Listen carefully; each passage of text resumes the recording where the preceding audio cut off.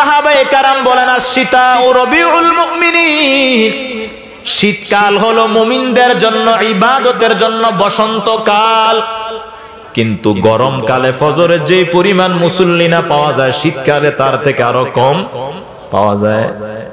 মুয়াজ্জিন যখন ফজরের সময় বলে হাইয়া আলাস সালাহ, এসো নামাজের দিকে, শয়তান তখন আপনার কানে কানে গিয়া বলে হাইয়া আলাল কম্বল, এসো কম্বলের দিকে। আজান দিলে দেখবেন ঘুমটা আরো বেশি কি আরাম হয়। অথচ নবীজি বলেন মান সাল্লা সুবহা ফি জামাআতিন ফাহুয়া ফি জিম্মাতিল্লাহ, যেই ব্যক্তি ফজরের নামাজ জামাতের সাথে আদায় করবে, সারা জিন্দেগি সারা দিনের জিম্মাদার আল্লাহ তাআলা নিয়ে নেয়। আজকে যদি মেম্বার আপনার পিঠে হাত দিয়া বলে আমি তোর সাথে আছি, ওই যুবকের পাওয়ার কারা কয় কোনো টেনশন নাই। আর আল্লাহ নিজে বলতেছে ফাহুয়া ফি জিম্মাতিল্লাহ, ফজর পড়লে আমার জিম্মায় চলে আসবে। কার কথাটা সত্য? এই কারণে শীতকালের সবচেয়ে গুরুত্বপূর্ণ দুইটা আমলের কথা বলি। এক নাম্বার হলো কখনো ফজর মিস করবেন না। দুই নাম্বার হলো শীতকালে দিনের বেলায় দিন ছোট থাকে বিদায় সোমবার বৃহস্পতিবারের রোজা মিস করবেন না। নবীজি ফজরের 2 রাকাত সুন্নতে প্রথম রাকাতে প্রায় পড়তেন কুল ইয়া আইয়ুহাল কাফিরুন, দ্বিতীয় রাকাতে পড়তেন কুল হুয়াল্লাহু আহাদ। নবীজি বিতিরের নামাজও প্রথম রাকাতে পড়তেন সাব্বিহিসমা রাব্বিকাল আলা, দ্বিতীয় রাকাতে পড়তেন কাফিরুন, তৃতীয় রাকাতে পড়তেন ইখলাস। সাহাবায়ে কেরাম বলে ইয়া রাসূলুল্লাহ সাল্লাল্লাহু আলাইহি ওয়াসাল্লাম, আপনি ফজরের সুন্নতে কাফিরুন ইখলাস কেন পড়েন? তখন নবীজি জবাব দিয়া বলে আমি সুন্নতরা এই কারণে পড়ি যাতে করে আমি আল্লাহকে বলতে চাই আল্লাহ আমি কাফিরুন পরে শিরিক থেকে আমি ঘোষণা দিলাম, আর ইখলাস পরে আমি তাওহীদের ঘোষণা দিয়া দিন শুরু করলাম। বিতিরের নামাজ পরে আমি এটাই বুঝাইতে চাই আল্লাহ রাত শুরু করলাম তাওহীদের ঘোষণা দিয়ে। কারণ আমরা যদি ঘুম থেকে উঠাও যদি বলি লা ইলাহা ইল্লাল্লাহ মুহাম্মাদুর রাসূলুল্লাহ, আর যদি সন্ধ্যায় সময় যদি বলি লা ইলাহা ইল্লাল্লাহ মুহাম্মাদুর রাসূলুল্লাহ, এর ভিতরে যদি আমি শিরকি কোনো কথা বলে থাকি, শিরকে কোনো কাজ করে থাকি, মুহূর্তের ভিতরে আল্লাহ ক্ষমা করে দিবে। এই কারণে তাওহীদ এতটাই গুরুত্বপূর্ণ। মুসলিম শরীফের হাদিস, কিয়ামতের আগে হাসরের ময়দানে আল্লাহ তাআলা একজন বান্দাকে বলবেন আলাকা হাসানা, তোমার কাছে কোন নেক আমল আছে? বান্দা ডানে বামে সামনে পিছনে তাকায়া দেখবে কোন নেক আমল নাই। আল্লাহ বলবেন তোমার একটা নেক আমল আমার কাছে অনেক প্রিয়। তখন ওই লোকটা বলবে আল্লাহ আমি জানি না, যদি তোমার দয়া হয় তাহলে আপনি বলেন। তখন আল্লাহ তাআলা বলবে আমি তোমার আমলনামায় দেখছি কোনো শিরিক নাই, কোনো শিরিক নাই, যার কারণে আমার পছন্দ হয়েছে, যাও আমি তোমাকে ক্ষমা করে দিলাম। এই কারণে তাওহীদ অত্যন্ত গুরুত্বপূর্ণ একটা ইবাদত। তারপর আল্লাহ তাআলা বলেন ওয়া মালাইকাতিহি, মানে ফেরেশতাদের প্রতি বিশ্বাস। বর্তমানে আমাদের সমাজে দেখবেন জিনদের নিয়ে প্রচুর আলোচনা করা হয়, ফেরেশতাদের নিয়ে আলোচনা করা হয় না। অথচ আল্লাহ তাআলা বলছেন ঈমান আনতে কাদের উপর? ফেরেশতাদের উপর। আপনি একটু খেয়াল করেন শব্দের দিকে, আমানতু বিল্লাহ ওয়া মালাইকাতিহি ওয়া কুতুবিহি, আল্লাহর উপর ঈমান, ফেরেশতাদের উপর ঈমান, কিতাব সমূহের উপর ঈমান, রাসূলের উপর ঈমান। রাসূল এবং কিতাবের আগে আল্লাহ কার কথা বলছেন? ফেরেশতার কথা। কারণ হলো ফেরেশতারা আসমান থেকে কিতাব নিয়ে আসছে রাসূলের উপর। যদি ফেরেশতারা সত্য হয় আসমানে কিতাবগুলো কি হবে? সত্য হবে। নাউজুবিল্লাহ, ফেরেশতারা যদি মিথ্যা হয় আসমানে কিতাবগুলো কি হবে? মিথ্যা হবে।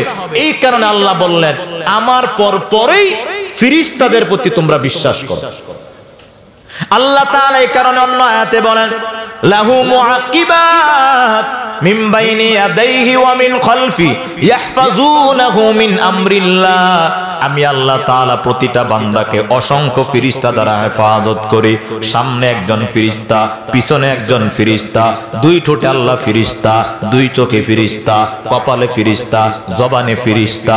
রাত দিনে আল্লাহ তাআলা এভাবে ফেরেশতা দ্বারা আমাদেরকে হেফাজত করেন, যাতে করে কোনো মানুষ আমাদের আমাদেরকে কোনো ধরনের ক্ষতি করতে না পারে। আর আল্লাহ তাআলা এই ফেরেশতাদের কুদরত সংখ্যা বুঝাইতে গিয়া অন্য সূরার ভিতরে আল্লাহ তাআলা বলেন ওয়াল বাইতিল মামুর, বাইতুল মামুরের শপথ। বাইতুল মামুরের শপথ আল্লাহ তাআলা কেন করলেন? নবীজি যখন মেরাজের রজনীতে গেছেন, গিয়ে দেখেন আসমানে একটা ঘর, যেই ঘরের ভিতরে সারিবদ্ধভাবে ফেরেশতারা তাওয়াফ করে। জিবরাইল আমিন বলেন প্রতিদিন ৭০,০০০ ফেরেশতা এখানে তাওয়াফ করে। কত হাজার? ৭০,০০০। মসজিদে হারামে ৭০,০০০ প্রতিদিন তাওয়াফ করে না, কিন্তু এই বাইতুল মামুরে ৭০,০০০ ফেরেশতারা তাওয়াফ করে। যারা একবার সিরিয়াল পায়, কিয়ামতের আগে তারা আর অন্য ফেরেশতাদের কারণে আর সিরিয়াল পাবে না। এবার হিসাব করেন সংখ্যা কত। আর এই একজন ফেরেশতার শুধু কুদরত নিয়ে কথা বলি, জিবরাইল আমিনের আমরা জানি তার ৬০০ ডানা। কত ডানা? ৬০০ ডানা। কোন জাতিকে ধ্বংস করার জন্য তিনি কখনো ৬০০ ডানা ব্যবহার করেন না। এই যে কওমে লুতকে ধ্বংস করে দিছে, ৬০০ ডানার মাত্র একটা ডানার অর্ধেক ডানাকে মাটির নিচে ঢুকাইয়া তারপরে আসমানে উঠাইয়া আবার উল্টাইয়া জমিনের নিচে দিয়ে দিছে। ৬০০ ডানার না, এক ডানার একটা অংশ দ্বারা গোটা জমিনটাকে উল্টায়া উপরে নিচে তারপরে আবার এভাবে ফালাইয়া দিছে। এবার চিন্তা করেন, আমাদের এখানে সবচেয়ে শক্তিশালী যে মানুষ, সে কি বিন্দু মাত্র মাটি নখ দ্বারা উঠাইতে পারবে? আমাদের বিভিন্ন বেকুবা ইত্যাদি আমরা ব্যবহার করে থাকি। লাখ লাখ কোটি কোটি ভেকুর যেই না শক্তি একজন ফেরেশতা জিবরাইল আমিনের একটা ডানার ভিতরে, তার থেকে ডাবল আল্লাহ শক্তি দান করেছেন। तकबीर में कलमा में नमाजों में अज़ा में, तकबीर में कलमा में नमाजों में अज़ा में है नाम अल्लाही से मिला नाम मुहम्मद, है नाम अल्लाही से मिला नाम मुहम्मद। طلع البدر علينا من ثنيات الوداع وجب الشكر علينا ما دعا لله داع। তোমার আগমনে এই ধরাতে জ্বলে উঠিল নূরের বাতি, তুমি ভেঙ্গে দিলে পাপের পাহাড়, দূর করে দিলে আদার রাতি। ইসলামেরই রবি দয়াল নবী, তোমারই জন্য ধন্য সবই, উম্মতের কান্ডারি হাবিব খোদার, পুলসিরাত করে নিও আমাকে পার। বলেন আমিন। শুকরিয়া আদায় করি সে রব্বুল আলামিনের, যে রব্বুল আলামিন আমাদেরকে দাউদকান্দি গরিপুর অন্তর্গত সকলের প্রিয় এলাকা উত্তর বায়নগর বাইতুন নূর জামে মসজিদের 19তম বার্ষিক ওয়াজ দুয়ার মাহফিলে আল্লাহ তাআলা আমাদেরকে আসবার বসার তৌফিক দিলেন। আমরা সে রব্বুল আলামিনের দরবারে অন্তরের অন্তঃস্থল থেকে শুকরিয়ার বাক্য উচ্চারণ করে বলি আলহামদুলিল্লাহ। আজকে আমরা যে আলোচনাটা করব, কোনো অপরিচিত আলোচনা না যে হুজুর ঢাকা থেকে উড়ে আসছে আবার উড়ে উড়ে চলে যাবে, মাঝখানে আপনাদের সাথে মিশা না, বরং আমরা এতটুকুই আলোচনার সৌন্দর্য রক্ষা করার জন্য আমি একটু উপরে বসছি, আপনারা নিচে বসছেন। মূলত আমি আপনি সবাই মাটির কাতারে, ঠিক না? অতএব আমাদের মাঝে আলাদা কোনো ব্যবধান নেই, আলাদা কোনো সম্মানের কোনো দরকার নাই। আমরা পরস্পর এখন দ্বীনী ভাই হিসাবে তাবলীগের নিয়তে, দাওয়াতের নিয়তে কিছু কথা বলবো ইনশাআল্লাহ। আর আমি আবারও বলছি, বাচ্চারা, তোমাদের যে মেহমানদারির ব্যবস্থা এটা তোমরা পাইবা, বাকি আওয়াজ করা যাবে না।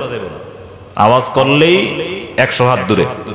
আমি আপনাদের সামনে সূরা আসর নিয়ে সংক্ষিপ্ত কথা বলবো। আমরা নিয়মিত নামাজে যে সূরাগুলো পড়ি, এর ভিতরে সূরা আসরও কম বেশ আমরা অনেকেই পড়ে থাকি, ওয়াল আসরি ইন্নাল ইনসানা লাফি খুসর। আমি যেখানে একটু আলোচনা করার সুযোগ পাই সেখানেই নামাজের ভিতরে নিত্য পাঠনীয় সূরাগুলো নিয়ে একটু আলোচনা করার চেষ্টা করি। এই কারণে আমরা বাংলা ভাষাভাষী হওয়ার কারণে নামাজের ভিতরে কি পড়ি এটা আমরা কি জানি না, বুঝি না। তা আমি যদি একটু ওয়াজের নেসবতে যদি 100টা মাহফিল করি, 100টা মাহফিলে যদি কমপক্ষে 15টা মাহফিলে যদি 15টা সূরা নিয়ে আলোচনা করি, তাহলে কমপক্ষে আমার শ্রোতারা 15টা সূরা সম্পর্কে কি পাইল? ধারণা পাইল। তো সেই ধারাবাহিকতায় আজকে আপনাদের জন্য আমি নির্বাচন করেছি সূরা আসর। সূরা আসরের ভিতরে 3টি আয়াত। কোরআনুল কারীমে আমরা মনে করি 3 আয়াত বিশিষ্ট সূরা শুধুমাত্র একটা। কোন সূরা? সূরা কাউসার মনে করি না। 3 আয়াত বিশিষ্ট কোরআনের সূরা হলো মোট 3টা। সূরা আসরেও 3 আয়াত, সূরা কাউসারেও 3 আয়াত, সূরা নাসর তথা ইজা জা নাসরুল্লাহ এর ভিতরে কয় আয়াত? 3 আয়াত। সূরা আসর নিয়ে আলোচনা শুনবো, কাউসারের আলোচনা আমরা কম বেশ শুনছি, নাসর আল্লাহর সাহায্য, এটা নিয়ে আমি একটু 1 মিনিট কথা বলি। আল্লাহ তাআলা সূরা নাসরে বলেন, ইজা জা নাসরুল্লাহি ওয়াল ফাত, যখন আল্লাহর সাহায্য, আল্লাহর বিজয় আসবে, ওয়া রাআইতান নাস, তখন আপনি মানুষকে দেখবেন, ইয়াদখুলুনা, প্রবেশ করবে, ফি দীনিল্লাহ, ইসলাম ধর্মে, আফওয়াজা, দলে দলে। বুঝাবার জন্য আমি একটি উদাহরণ দিই। বদর যুদ্ধে রাসূলুল্লাহ সাল্লাল্লাহু আলাইহি সাল্লাম কতজন সাহাবী নিয়ে অংশগ্রহণ করছে? 313 জন। তার মানে ওই সময় সাহাবীর সংখ্যা ছিল 313 জনই।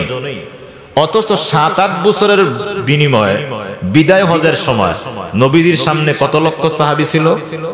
1.5 লক্ষ।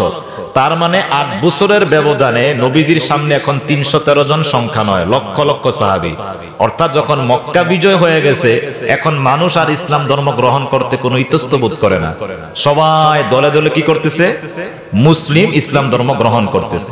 ঠিক তেমনি ভাবে 2020 সালে গোটা পৃথিবীর খেলাফতের যে রাষ্ট্র ব্যবস্থা, এটা ধ্বংস হওয়ার 100 বছর পূর্ণ হয়েছে। কত সালে? 2020 সালে। আমি আপনাদের যে পছন্দ নিয়ে আলোচনা আমি একটু পরে করব, এর আগে বুঝাবার জন্য একটু ভৌগোলিক একটু ধারণা দিই আপনাদেরকে। তো 2020 সালে খেলাফত ব্যবস্থা ধ্বংস হয়ে গেছে, 100 বছর পূর্ণ হয়েছে। তো ওই 100 বছরের মাথায় আল্লাহ তাআলা আফগানিস্তানকে কি করলেন? বিজয় দান করলেন। মনে আছে তো? আচ্ছা, তারপর আল্লাহ তাআলা শ্রীলঙ্কা থেকে শ্রীলঙ্কার জালেম সরকারকে বিদায় করলেন। তারপরে বাংলাদেশ থেকে বাংলাদেশের বিগত জালেম সরকারকে বিদায় করলেন। তারপরে বর্তমানে আমরা যা মিডিয়া দেখতেছি, সিরিয়ার আসাদ পরিবারকে কি করলেন?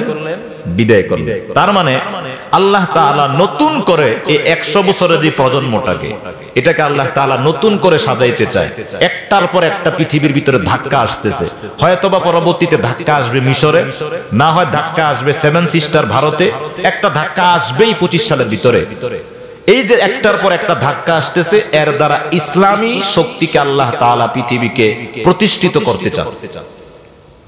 এই ইসলামী শক্তিকে যখন প্রতিষ্ঠিত হয়ে যাবে, তখন রাম বাম যারাই আছে, তখন তারা একটু আশ্রয় পাওয়ার জন্য সবাই ডুববে ইসলামের ছায়াতলে।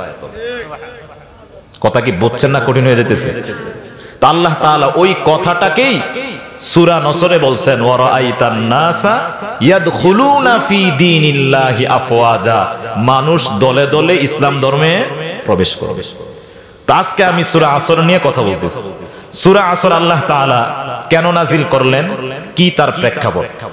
মুফাসসিরিনে কেরাম বলেন, কোরআনুল কারীমের কোন আয়াত, কোন সূরা আল্লাহ তাআলা এমনি এমনি নাজিল করে নাই, পিছনে কোন না কোন কারণ আছে। ফাআলুল হাকিম লা ইয়াখলু আনিল হিকমা, হাকিমের কোন কাজ, কোন কথা হিকমত থেকে খালি নয়। জ্ঞানী ব্যক্তিরা কথা বলে কম, ওই কথার ভিতরে গভীরতা থাকে অনেক। আর পৃথিবীর ভিতরে, আসমান জমিনের ভিতরে সবচেয়ে বড় জ্ঞানী আমার আল্লাহ। আলেমদেরকে বলা হয় আলেম, আল্লাহকে বলা হয় আলিম। ইন্নাল্লাহা আলিমুম বিজাতিস সুদূর। আলেমদেরকে বলা হয় আলেম, আল্লাহকে বলা হয় আলিম। মানে মুবালাগা দিয়ে আল্লাহ তাআলা সবচেয়ে বড় জ্ঞানী। আল্লাহ তাআলা জ্ঞানের সাথে কোনো তুলনা নাই। সে আল্লাহ তাআলা সূরা আসর কেন নাজিল করলেন? মুফাসসিরিনে কেরাম বলেন, রাসূল দীর্ঘ 40 বছর যখন কোনদিন কালেমার কথা বলেন নাই, রোজার কথা বলেন নাই, হজের কথা বলেন নাই, তখন সবাই রাসূলকে বাহবা দিত, রাসূলকে সকলের সামনে রাখতো। পরামর্শ বৈঠকে রাসূলের সিদ্ধান্তটাকেই চূড়ান্ত হিসাবে মেনে নেওয়া হতো। কিন্তু যখন রাসূল 40 বছরের পরে নবুয়ত নিয়া সফা পাহাড়ে গিয়া বললেন, আনিবুদুল্লাহ, তোমরা আল্লাহ তাআলার ইবাদত করো, মালাকুম মিন ইলাহিন গায়রু, আল্লাহ তাআলার সাথে বিন্দু মাত্র তোমরা শিরিক করো না, অংশীদার বানায়ো না। এই কথাটা বলার সাথে সাথে আবু লাহাব তেরে আসলো, তাব্বাত ইয়া মুহাম্মদ, এ মুহাম্মদ তুমি ধ্বংস হয়ে যাও। আল্লাহ তাআলা নবীজির পক্ষ হইয়া সূরা লাহাব নাজিল করে দিলেন। মুহূর্তের ভিতরেই তারা বলতে লাগলো, ইন্না মুহাম্মাদান লাফি খুসরিন, মুহাম্মদ ধ্বংস হয়ে গেছে, মুহাম্মদ ক্ষতিগ্রস্ত হয়ে গেছে, আগে ভালো ছিল এখন খারাপ হয়ে গেছে। আল্লাহ তাআলা এবার সূরা আসর নাজিল করে বলে, মুহাম্মদ সাল্লাল্লাহু আলাইহি ওয়াসাল্লাম খারাপ হয় নাই, বরং যারা তাওহীদ গ্রহণ করে না তারাই ধ্বংস হয়ে গেছে। ইন্নাল ইনসানা লাফি খুসর, আমার হাবিব ধ্বংস হয় নাই, বরং ধ্বংস হয়েছে আবু লাহাব, আবু জাহাল। কেমন করে ধ্বংস হয়েছে একটা উদাহরণ দিলেই বুঝতে পারবেন। এই 24 সালের পৃথিবীতে বুঝাবার জন্য এটাই যথেষ্ট। যারা এখানে হজ এবং উমরা করছেন, রাসূলের রওজা মুবারকে সালাম দেওয়ার জন্য যারা প্রবেশ করে, রাসূলকে আসসালাতু আসসালামু আলাইকা ইয়া রাসূলুল্লাহ সর্বোচ্চ আন্তরিকতার সাথে বলে যখন সালাম দিয়া সামনে যায়, তখন তারা সবাই আবু বকর সিদ্দিককে সালাম দেয় কিনা, ওমর রাদিয়াল্লাহু তাআলা আনহুকে দেয় কিনা? অথচ তার বিপরীতে আবু লাহাবকে কেউ সালাম দেয় না, বরং বদদোয়া করে। আবু জাহালকেও কেউ সালাম দেয় না, বদদোয়া করে। ঠিক তেমনি ভাবে আল্লাহ এটাই বুঝাইয়া দিলেন, রে দেখ 14 সালের আগে, কত আগে আবু বকর মারা গেছে, কিন্তু মানুষ তাকে সালাম দেয়, তার জন্য দোয়া করে। ঠিক তেমনি ভাবে কোন মানুষ যদি ঈমান নিয়ে মারা যায়, মানুষও তার জন্য আল্লাহুম্মা গফিরলি হাইয়িনা বলে বলে মৃত্যুর আগ পর্যন্ত দোয়া করতে থাকে।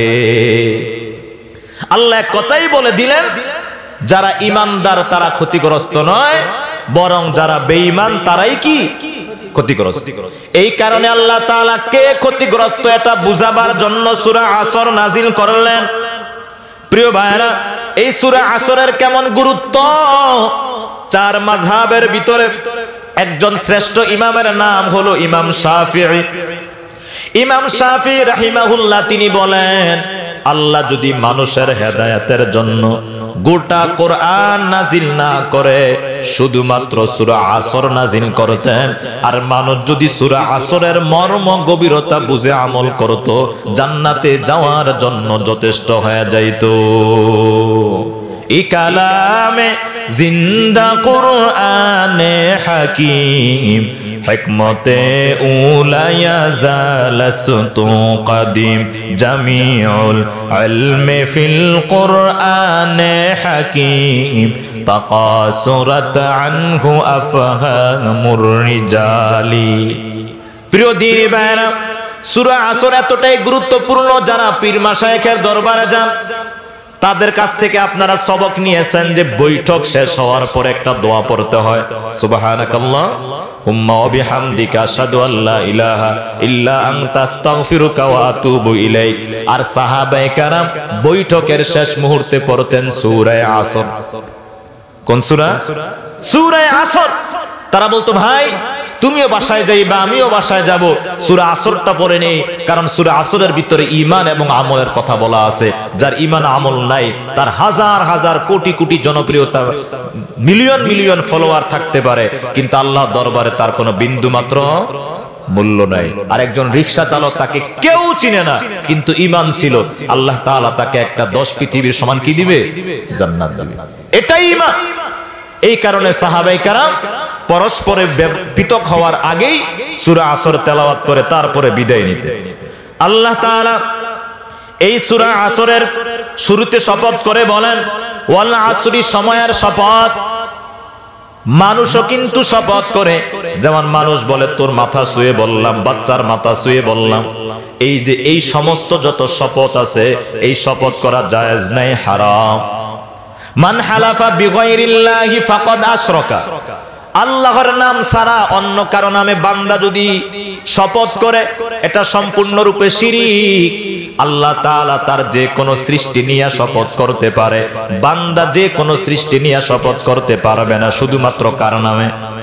আল্লাহর নামে। এমন কি স্পষ্ট একটা মাসালা বলেন, কোরআন শরীফ ছুঁয়ে শপথ করা বর্তমানে পৃথিবীতে আমি জায়েজ মনে করি না। বলবেন যে কোরআনও তো আল্লাহর কালাম, এটা ধরে তো শপথ করাই যায়, কিন্তু আমি যা দেখছি আমি মানুষকে এখন কোরআন শরীফ ছুঁয়ে শপথ করার সমর্থন আমি করি না। আমার মসজিদের সামনে এশারের নামাজ পড়ে আমি বসে আছি, গরমকাল, ছাদে, হঠাৎ করে দেখি চিল্লা চিল্লির আওয়াজ। আমি একটু দূর থেকে দেখতেছি, এক মহিলা মসজিদের সামনে কোরআন শরীফ এসে আরেক মহিলাকে বলতেছে, তুই কোরআন শরীফ ছুঁয়ে কো, এই কাজটা করছ না। ওই মহিলা বলতেছে, কোরআন শরীফ ছুঁয়ে কো মুকিল লেগে, আমি করি নাই। আরেক এই ঝগড়ার ভিতরে এক মহিলা এসে টান দিয়ে কোরআন শরীফে ফালাই দিয়েছে। চিন্তা করেন, নিজের কথাটাকে একটু উড্ডু করার জন্য কোরআন শরীফটাকে ছুঁয়ে বলার জন্য তাকিদ দিছে, আরেকজন এসে টান দিয়ে ফালাই দিছে। কই শপথ আর কই গেল আল্লাহর কালামের লাঞ্ছনা বলেন? তো এই যে কোরআন শরীফ বিচারের বিভিন্ন কার্যালয়ের ক্ষেত্রে বিচারকরা বলে না কোরআন শরীফ ছুঁয়ে কো, মানুষ তো এখন কোরআন শরীফ ছুঁয়েও মিথ্যা বলে, আছে কিনা? আছে। তা আপনি কেন কোরআন শরীফ ছুঁয়ে বলবেন? এই কারণে আমি আপনাদেরকে বলে যে যারা বিচার করেন কখনো কোন বিচারের মজলিসে কোরআন শরীফ আনবেন না, এটা কোরআন শরীফের অসম্মান। আল্লাহ কোরআনকে নাজিল করেছেন এই শপথ টপথ করার লাগে। আল্লাহ কোরআনকে নাজিল করেছেন এক নাম্বার ওয়ারাত্তিলিল কোরআন তারতিল, তারতিলের সাথে কোরআন পড়ো। যদি পড়া শেষ হয়ে যায় তারপর আল্লাহ বলেন আফালা ইয়াতাদাব্বারুনাল কোরআন, কোরআন নিয়ে কেন তোমরা গবেষণা করো না, কোরআন বুঝে বুঝে পড়ো। আল্লাহ তাআলা কোরআনকে ঝুলিয়ে রাখার জন্য আনে নাই, কোরআনকে আল্লাহ তাআলা তাবিজ হিসাবেও দেন নাই, কোরআনকে আল্লাহ তাআলা শপথ করার জন্যও দেন নাই। এক নম্বরে দিয়েছেন তেলাওয়াতের জন্য, দ্বিতীয়ত দিয়েছেন কোরআন বুঝার জন্য। মনে থাকবে তো? আল্লাহ তাআলা বলেন ওয়াল আসরি, সময়ের শপথ। তো আল্লাহ তাআলা এখানে এত কিছু থাকা সত্ত্বেও সময়ের শপথ কেন করলেন?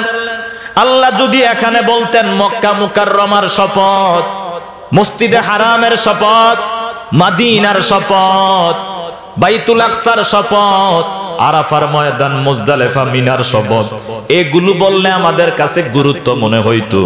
আল্লাহ তাআলা এখানে সময়ের শপথ কেন বললেন? আল্লাহ তাআলা এই কথার জবাবে মুফাসসিরিনে কেরাম বলেন আউয়ালান জিন্দেগি বাদাহু বান্দেগি, আগে হলো মানুষের হায়াত, তারপরে হলো মানুষের আমল। যদি হায়াতেই না আসতাম দুনিয়াতে তাহলে আল্লাহকে সিজদাও দিতে পারতাম না, পোকা মাকড়ের মতো ধ্বংস হয়ে যাইতাম। আগে কি মানুষের হায়াত, মানুষের হায়াতের কত মূল্য বুঝাবার জন্য একটা ফিকহি মাসআলা বলি। যদি আপনার পূর্বে মনোযোগ না থাকে, এই 2 মিনিটের জন্য আমি আপনার মনোযোগটা আপনার কাছ থেকে অনুরোধ করে ধার চাই। এই যে যখন মায়ের পেট থেকে একই সাথে যখন 2টা সন্তান আসে, একটা সন্তান আসলো মৃত অবস্থায়, আরেকটা সন্তান আসলো দুনিয়া একটু এসে 5 মিনিট পরে মারা গেছে। 2 জনের জানাজার মাসআলা এক না ভিন্ন? ভিন্ন। যে 5 মিনিট হায়াত পেস তার মূল্য যে 50 বছর হায়াত পেস তার মতোই। তার নাম রাখা হবে, জানাজা দেওয়া হবে, দাফন দেওয়া হবে। 50 বছরের মুরব্বির যে মূল্য 5 মিনিট যে হায়াত পাইছে তারও ঠিক সেই পরিমাণ মূল্য। আর এর বিপরীতে যে মৃত অবস্থায় দুনিয়া আসছে তার কোনো মূল্য নেই। তাকে কোন রকম কাপড় পেছাইয়া তারপরে তাকে মাটিতে দাফন দিয়া দাও। এই মাসআলা থেকে এটাই বুঝাইতে চাই আল্লাহ তাআলার কাছে সেকেন্ডের মূল্য আছে, আল্লাহ তাআলার কাছে মিনিটের মূল্য আছে, আল্লাহ তাআলার কাছে জীবনের মূল্য আছে। 5 মিনিটের কারণে তার সব চেঞ্জ করে আল্লাহ তাআলা দিয়েছেন। শুধু তাই নয়, আল্লাহ তাআলা তার জানাজার দোয়াটাকেও পরিবর্তন করে দিয়েছেন। 50 বছরের মুরব্বি মানুষ মারা গেলে সবাই পড়ে আল্লাহুম্মা গফিরলি হাইয়িনা ওয়া মাইয়িতিনা ওয়া শাহিদিনা ওয়া গায়িবিনা। ও আল্লাহ, তুমি আমাদেরকে ক্ষমা করো, মৃতদেরকে ক্ষমা করো, জীবিতদেরকে ক্ষমা করো, যারা উপস্থিত অনুপস্থিত তাদেরকে ক্ষমা করো, ছোট বড় নারী পুরুষ তাদেরকে ক্ষমা করো। বড় আফসোসের সাথে বলতে হয়, আবারও বলছি বড় কষ্টের সাথে বলতে হয়, আমার ছেলে অ্যাডভোকেট, আমার ছেলে সাংবাদিক, আমার ছেলে মেম্বার, আমার ছেলে এমপি মন্ত্রী, কিন্তু বাবাকে জানাজা দিবে তৃতীয় তাকবীরের পরে এই দোয়াটা পারে না। বারায়া বলি নাই, অ্যাডভোকেটের জানাজা পড়াইছি তার বাবা, ওই বাবার ছেলে কাঁদতেছে। আমি বলতেছি দুনিয়া থেকে সবাই তো মারা যাবে, আপনি কাঁদেন কেন? বাবার জন্য দোয়া করে। বলে হুজুর বাবার জন্য তো দোয়া অবশ্যই করবো, কিন্তু আমার বাবা জায়গা জমিন বিক্রি করে এত লেখাপড়া করাইছে, আমার শিক্ষা ব্যবস্থা আমাকে তৃতীয় তাকবীরের পরে বাবার জন্য দোয়াটা করতে শিখায় নাই। এটা আমার জন্য বড় কষ্ট। তো আল্লাহ তাআলা ছোট বাচ্চার ক্ষেত্রে দোয়াটাই পরিবর্তন করে দিছে। আল্লাহুম্মা জাআলহু লানা আজরা ওয়া যুখরা ওয়া জাআলহু লানা শাফিআন ওয়া মুশাফফা। এ আল্লাহ, যে বান্দাটা হায়াত পাইছে মাত্র 2 মিনিট 5 মিনিটের, তার তো কোনো গুনাহ নাই। আল্লাহ আমি তোমার কাছে তাকে আমানত রাখলাম, কিয়ামতের ময়দানে সে যাতে আমাদের জন্য সুপারিশ করে জান্নাতে নিয়ে যায়। খেয়াল করেন, শুধুমাত্র 5 মিনিট হায়াত পাওয়ার কারণে তার নাম রাখতে হবে, জানাজা দিতে হবে, দাফন দিতে হবে। শুধু তাই নয়, দোয়াটাকে আল্লাহ পরিবর্তন করে দিছে। এই কারণে আল্লাহ তাআলা মক্কার শপথ করে নাই, মদিনার শপথ করে নাই, অন্যান্য জায়গার শপথ করে নাই। আল্লাহ বলেন ওয়াল আসরি, সময়ের শপথ। সময়টাকে যারা কাজে লাগাবে দুনিয়া এবং আখিরাতের দৃষ্টিকোণ থেকে তারা অনেক দামি হয়ে যাবে। আল্লাহ তাআলার কাছে রাতের যেমন দাম, দিনেরও তেমন দাম। আল্লাহ এমন করে নাই যে রাতে ইবাদত দিছে দিনে দেয় নাই, তা না। যেমন জুমার নামাজ দিনে, ঠিক নয় কি? ঈদের নামাজ দিনে, রোজা সুম্মাতিমুস সিয়ামা ইলাল লাইল, ফজর থেকে নিয়ে মাগরিব পর্যন্ত কি রোজা। আল্লাহ দিনটাকেও মূল্যায়িত করেছেন, রাতটাকেও মূল্যায়ন করেছেন। সবে কদর, সবে বরাত, মেরাজ, হিজরত, গুরুত্বপূর্ণ ঘটনা আল্লাহ তাআলা রাতে সংগঠিত করেছেন। আল্লাহ তো পারতেন একটা সময় ইবাদত দিতে, বাকি সময় না দিতে। আল্লাহ কেন রাত দিন 24 ঘন্টাকে ব্যালেন্স করলেন? আল্লাহ বলেন আমার কাছে রাতও বুঝি না, দিনও বুঝি না। ওয়াল আস, তোমার গোটা হায়াতের শপথ করে বলতেছি, তোমার প্রত্যেকটা জীবনের শপথ করে বলতেছি, ইন্নাল ইনসানা লাফি খুস। সময়টাকে যারা কাজে লাগাবে না তারা ধ্বংস, আর সময়টাকে যারা কাজে লাগাবে তারা জান্নাতি। মনোযোগ আছে? কাদের কাদের মনোযোগ নাই হাত তোলেন। মাশাআল্লাহ। আর কাদের কাদের আছে হাত তোলেন সবাই। লিল্লাহি তাকবীর। আলোচনা বুঝতেছেন? শুনেন, মানুষ বলে কি জানেন? বলে যে হুজুর গল্প গুজব বলবেন, কাহিনী বলবেন, তাহলে মানুষ শুনে। শোনেন, একটা যোগ ছিল ইউসুফ জুলাইখার কাহিনী নিত বক্তারা, তারপরে মোটামুটি 2 ঘন্টা 3 ঘন্টা চলে যেত। বাসায় যাওয়ার পরে স্ত্রী জিজ্ঞাসা করতো কি শুনছো? এই তো ইউসুফ জুলাইখা। কি শুনছো? আর কি ইউসুফ জুলাইখা? মানে শেষমেশ কি ইউসুফ জুলাইখা। কিন্তু ইউসুফ জুলাইখা কি কাহিনী, রাজনীতি কি, পলিটিক্স কি, শিক্ষা কি, এগুলো আমরা বাসায় নিয়ে যেতে পারি না। এটা 2024 সালে, এটা 90 সাল না। আশা করি আপনারা গঠনমূলক আলোচনাটা শুনবেন ইনশাআল্লাহ। তো আল্লাহ তাআলা বলেন ওয়াল আসরি, সময়ের শপথ। আল্লাহ তাআলা এই মানুষের সময়টাকে সাধারণত 3টা ভাগে ভাগ করছেন। ওয়ালামু আন্নামাল হায়াতুদ দুনিয়া লাইবু ওয়ালা। এ দুনিয়ার মানুষ, পৃথিবীটার মূল্য কেমন জানো? ইন্নামাল হায়াতুদ দুনিয়া, এই পৃথিবীটা হলো লাইবু ওয়ালা, খেল তামাশা। তারপর আল্লাহ বলেন ওয়াজিনা, এই পৃথিবীটা হলো চাকচিক্যময়। তারপর আল্লাহ তাআলা বলেন ওয়াতাফাখুর, এই পৃথিবীটা হলো গর্ব করার বিষয়, সম্পদ নিয়া। 3টা শব্দ বললেন, লাইবুম ওয়ালা, তারপরে বললেন ওয়াজিনা, তারপরে বললেন তাফাখুর। মুফাসসিরিনে কেরাম বলেন লাইবুম ওয়ালা, খেল তামাশা বলে মানুষের শিশুকালের দিকে ইঙ্গিত করেছেন। বাচ্চারা 5 বছর পর্যন্ত খাবার দাবারের থেকে প্রিয় জিনিস মনে হয় খেলনা, ঠিক না? সারা দিন খেলবে কিন্তু তারা খাবার খাইতে চায় না।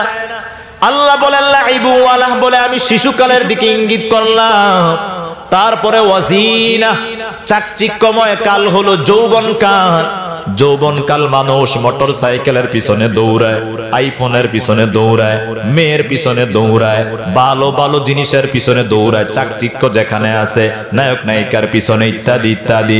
কিন্তু নির্দিষ্ট বয়স যাওয়ার পরে যখন চোখের থেকে চশমাটা সরে যায়, রঙিন চশমা, তখন আফসোস করে বলে 40 বছরে কি ভুল না করলাম।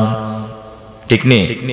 তো আল্লাহ তাআলা ওয়াজিনা বলে যৌবনকালের দিকে ইঙ্গিত করেছেন।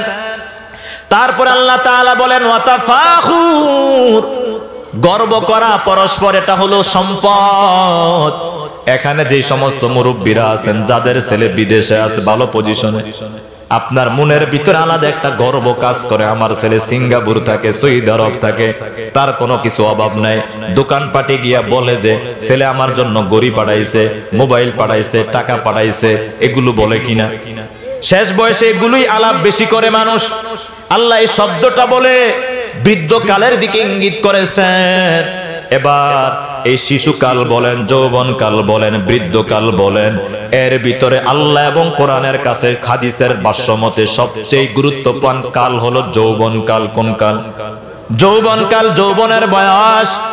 এই কারণে নবীজি বলেন ইগতানিম খামসান ক্বাবলা খামসিন, 5টি জিনিস হারানোর পূর্বে 5টি জিনিসকে মূল্যায়ন করো। শাবাবাকা ক্বাবলা হারামিক, বৃদ্ধকাল আসার পূর্বে যৌবনকালটাকে মূল্যায়ন করো। এই বৃদ্ধ বয়সে অনেক মুরব্বী বলে হুজুর দোয়া করেন, হাঁটু ব্যথা করতেছে, রুকু দিতে পারি না, সেজদা দিতে পারে না। অভিযোগ আছে কিনা? কিন্তু যৌবনকালে যে যুবকটা হাঁটু ব্যথা নাই, কোমর ব্যথা নাই, তাকে হাজারো অনুরোধ করে সেজদা দেওয়া যায় না। শাবাবাকা ক্বাবলা হারামিক, বৃদ্ধকাল আসার পূর্বে যৌবনকালটাকে মূল্যায়ন করো রে ভাই। আর এই পৃথিবীর ভিতরে যত পরিবর্তন আপনারা দেখবেন, ভৌগোলিক রাজনৈতিক পরিবর্তন বৃদ্ধদের দ্বারা হয় না, যুবকদের দ্বারাই হয়। আল্লাহ তাআলা কোন নবীকে বৃদ্ধ বয়সে নবুয়ত দেয় নাই। যত সাহাবী যুদ্ধে জয়লাভ করেছে, যেমন খায়বার, হযরত আলী কাররামাল্লাহু ওয়াজহা তিনি বিজয় লাভ করেছেন, তিনি ছিলেন যুবক। স্পেন যিনি বিজয় করলেন তারেক বিন জিয়াদ, সিন্ধু যিনি বিজয় করলেন মুহাম্মদ বিন কাসিম, ভাষা আন্দোলনের জন্য যারা জীবন দিলেন আব্দুস সালাম, রফিক, বারাকাত, জব্বার, যুবক। রাজনৈতিক ভাবে নিবেন না, 24-এর গণ অভ্যুত্থানে যারা জীবন দিয়েছে ম্যাক্সিমাম কারা? যুবক। ছাত্র তুমি দেশের সম্পদ, জাতির ভবিষ্যৎ। দুশ্মনেরা বানাইতে চায় তোমাকে অসৎ, মানুষ গড়ার আঙ্গিনাতে দেয় না তোমায় মানুষ হতে। শিক্ষাঙ্গন রাখে রণক্ষেত্র বানাইয়া, বছরের পর বছর থাকে সেই সংকট লাগাইয়া। ইচ্ছা করে এই সংকট লাগাইয়া রাখে, আর আমার তাজা তাজা সাইদরা জীবন দিতে থাকে। এ গোড়ার ডিম কোটা মোটা এগুলো যদি সমাধান করে দিত, 2000 পোলাপান মারা যেত। বলেন ওয়াল আসরি, যৌবনের শপথ, শিশুকালের শপথ, বৃদ্ধকালের শপথ। আল্লাহ তাআলা এভাবে মানুষের হায়াতের শপথ করেছেন। কিছু কিছু মুফাসসিরিনে কেরাম বলেন ওয়াল আসরি মানে আসরের শপথ। আসরের শপথ করে আল্লাহ এটাই বুঝাইতে চান, আসরের নামাজ পড়ার পরে সূর্য ডুবতে সময় কম না বেশি লাগে? কম। এ দুনিয়ার মানুষ, তোমরা মনে করো দুনিয়ায় আসছো অনেকদিন, হায়াত পাইবা না। এখানে ওয়াজ শুনছেন, বিছানায় যাবেন, ফজরের সময় আওয়াজ আসবে, বায়নগর নূর মসজিদের অমুক কমিটির সদস্য দুনিয়া থেকে বিদায়। হঠাৎ করে শুনবে একদিন আমার মৃত্যুর খবর, কেঁদে কেঁদে আসবে সবাই দিতে আমায় কবর। লাশটি আমার রবে পড়ে বাড়ির আঙ্গিনায়, মুখের কাপড় উঠায়া সবাই কাঁদবে যে হায় হায়। ওই কাদাতে লাভ হবে না, ভয়ঙ্কর বড় সেই কবর। এই দুনিয়াটা পরীক্ষার হল, রাখলি না রে তুই খবর। মুরব্বির হায়াত, মুরব্বির চাল চলন দেখলে মনে হয় মুরব্বি এখন 20 বছরের যুবক, ঠিক নি? কবরে যাওয়ার কোনো চিন্তা ভাবনা নাই, মাথায় টুপি, মুখে হলো সিগারেট, এমন ধোঁয়া টানে মনে হয় বিড়ি ফেলে ইট গরম করতেছে, দুমসে টানতেছে, দাঁত পরে নষ্ট হয়ে যাইতেছে। সিগারেট খাওয়া যে ক্ষতি, আমি এখানে মাসালা বলতেছি না, আমি এখানে ক্ষতিটা বলতেছি। সিগারেট খাওয়া যেই ক্ষতি, হুবহু পানের সাথে জর্দা দিয়ে খাওয়া সেই ক্ষতি। আমি এখানে মাসালা বলি না যে হালাল হারাম না, আমি কি বলতেছি? ক্ষতি। ক্ষতি সিগারেট খাওয়া যেই ক্ষতি, পানের সাথে জর্দা মিশাইয়া খাওয়া বেশি ক্ষতি। হুজুর এটা বলে না, কারণ হলো বেশিরভাগ হুজুরা কি খায়? আমি অনুরোধ করব ওলামায়ে কেরাম এই পানের সাথে জর্দা খাওয়া এটা বাদ দিবেন, শুধু পান চাবাবেন। আবার আমরা অনেক সময় গর্ব করে বলি পান ওলামায়ে কি শান। দরকার কি? এটা তো কোনো ফায়দা বিন্দু মাত্র নাই। পাশাপাশি এটা যে ক্ষতি, এটা ডাক্তাররাও বলে। কোন ডাক্তারকে কখনো দেখবেন না সিগারেট খায় কিন্তু পান খায় না। পানের কারণে মুখের ভিতরে যে চামড়াটা আছে না হালকা, আপনি যখন ব্রাশ করেন দেখবেন একটু গুতা লাগলে কিন্তু রক্ত বের হয়। খেয়াল করছে? এই যে তরলতাটা পানের কারণে, জর্দার কারণে, তামাকের কারণে আস্তে আস্তে মুখের এই জড়তাটা এটা নষ্ট হয়ে যায়। মুরব্বীরা আস্তে আস্তে বাদ দিবেন তো পানের সাথে জর্দা, সুপারি দিয়া শুধু পান চাবাবেন, কখনো জর্দা কি খাবেন। তো আল্লাহ তাআলা বললেন ওয়াল আসর, সময়ের শপথ। তারপর আল্লাহ তাআলা বলেন ইন্নাল ইনসানা লাফি খুসর, নিশ্চয়ই সব মানুষ ক্ষতিগ্রস্ত। আল্লাহ তাআলার কথাই সত্য, সবাই ক্ষতিগ্রস্ত। আল্লাহ তাআলা এই সময়টার মাধ্যমে কারা ক্ষতিগ্রস্ত না কেমনে বুঝায়া দেয়। যেমন কোরআনের ভিতর আল্লাহ তাআলা কাল হিসাবে 2টা কালের কথা বলছেন, শীতকাল এবং গরমকাল। কোন সূরা আছে বলতে পারবেন? সূরা কুরাইশ। লিইলাফি কুরাইশ ইলাফিহিম রিহলাতাশ শীতা, শীত মানে শীতকাল, অসৈফ মানে গরমকাল। আর সাহাবায়ে কেরাম বলেন আশ-শীতা রবিউল মুমিনিন, শীতকাল হলো মুমিনদের জন্য, ইবাদতের জন্য বসন্তকাল। কিন্তু গরমকালে ফজরে যে পরিমাণ মুসল্লি না পাওয়া যায়, শীতকালে তার থেকে আরো কম পাওয়া যায়। মুয়াজ্জিন যখন ফজরের সময় বলে হাইয়া আলাস সালাহ, এসো নামাজের দিকে, শয়তান তখন আপনার কানে কানে গিয়া বলে হাইয়া আলাল কম্বল, এসো কম্বলের দিকে। আজান দিলে দেখবেন ঘুমটা আরো বেশি কি আরাম হয়। অথচ নবীজি বলেন মান সাল্লা সুবহা ফি জামাআতিন ফাহুয়া ফি জিম্মাতিল্লাহ, যেই ব্যক্তি ফজরের নামাজ জামাতের সাথে আদায় করবে, সারা জিন্দেগি সারা দিনের জিম্মাদার আল্লাহ তাআলা নিয়ে নেয়। আজকে যদি মেম্বার আপনার পিঠে হাত দিয়া বলে আমি তোর সাথে আছি, ওই যুবকের পাওয়ার কারা কয় কোনো টেনশন নাই। আর আল্লাহ নিজে বলতেছে ফাহুয়া ফি জিম্মাতিল্লাহ, ফজর পড়লে আমার জিম্মায় চলে আসবে। কার কথাটা সত্য? আল্লাহ। এই কারণে শীতকালের সবচেয়ে গুরুত্বপূর্ণ 2টা আমলের কথা বলি। 1 নাম্বার হলো কখনো ফজর মিস করবেন না। 2 নাম্বার হলো শীতকালে দিনের বেলায় দিন ছোট থাকে বিদায় সোমবার বৃহস্পতিবারের রোজা মিস করবেন না। সোমবার বৃহস্পতিবারের রোজা রাখেন এমন কেউ আছে এখানে?